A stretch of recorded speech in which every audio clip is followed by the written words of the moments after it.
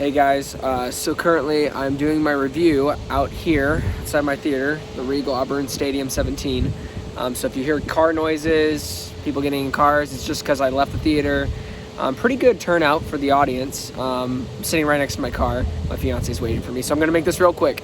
I just watched the original Candyman 1992 last night because I just wanted to see if it was gonna be a sequel or reboot. Well, I guess it is a sequel-ish and kind of a reboot at the same time.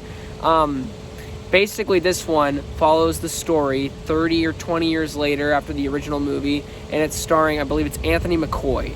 And they do really cool callbacks to the movie. They changed some things here and there, and it was changes that it didn't really annoy me, but I could see some people who are like super hardcore fans of the first movie being like, why did they didn't need to change that. But for me personally, I didn't mind it.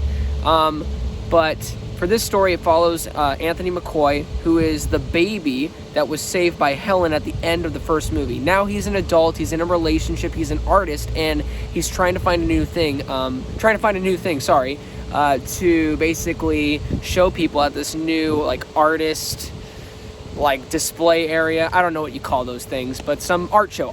There we go, there's words. Art show. So he hears about Candyman. He goes to the projects, and he gets inspired. And he wants to create this series based off the Candyman character. Well, come to find out, he's real, and he says it 5 times, and he starts to haunt him. He starts to haunt people around him. And there are some beats that I really liked. There is actually a lot of things that I loved about this movie. There's a couple issues that I have, but the things that I loved was the atmosphere, the direction of the camera, the cinematography, the scope.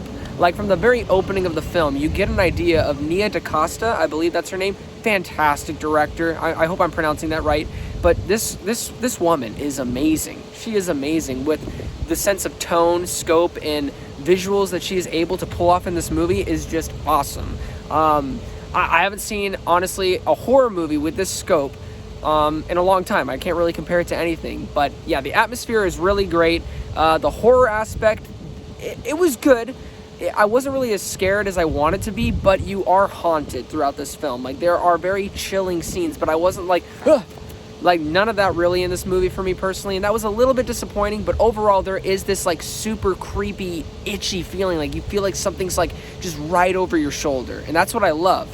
That, to highlight that's a good highlight, I guess. So it's not a terribly unscary film. There are scary moments. It just could have been a little bit handled better. I felt like it could have been handled a bit better. What else did I like? The acting is great. Yahya Abdul. Wow, I need to look that up later because obviously I'm butchering that name. But he was in Aquaman, The Trial of Chicago 7, and he is so stunning in this film. He is just this mesmerizing character that you are instantly pulled in, and you want to know more about him. You want to know, why is he doing this? Why is he so captivated by this story? And going in with that, with the word captivating, is the elements that they're able to pull off with this film. Because obviously there is a heavy undertone of systematic racism, issues in America, and we all know it's true. Personally, obviously, I believe it's true, and I think every American should believe it's true, that there's a lot of messed up things in our country. And I believe, in my opinion, this is just my opinion, that they tackle those issues without hitting it on the nose. You know what I mean? Because there's some movies where it's like, okay, I get it. I get what you're going for, but this movie honestly did a really good job with giving the message, but it serves the story. It serves the story rather than the story serving the message. It's the other way. The message is serving the story, and it flows, and it's executed in such a good way. The things that didn't really work for me in this movie was the humor.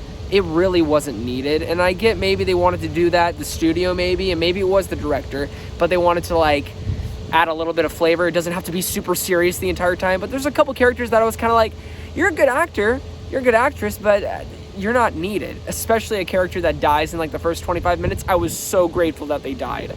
So grateful. A lot of people die in this movie. But yeah. Oh, sorry. That's one thing I wanted to mention that was a positive. The kills. The kills are really good. They're very unique, and I love how they captured it. That was awesome. Back to the negatives.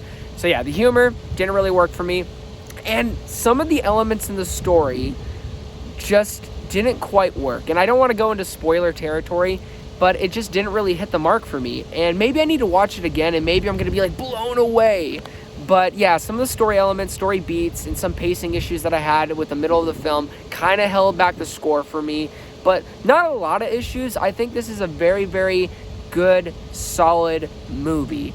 On the horror aspect, there are some chills. It just could have been a little bit more scarier in certain sequences. But overall, like, this has a great message, guys, with a horror tone, with a horror movie tone, with some terrific performances, a really good score, and an amazing direction by the cinematographer and director. Like, she knew what shots she wanted, and I loved it. I wish the movie was a little bit longer, but besides that, I gotta give Candyman a solid 8 out of 10. I really enjoyed it. I thought it was a good time, and some people might be disappointed with some of the things that they changed, but honestly, it's a solid film. So be on the lookout for my new location. I still need to get it set up. I might not even have it set up by this weekend, but hopefully I will. But guys, please don't forget to like and subscribe, and also don't forget to be blessed.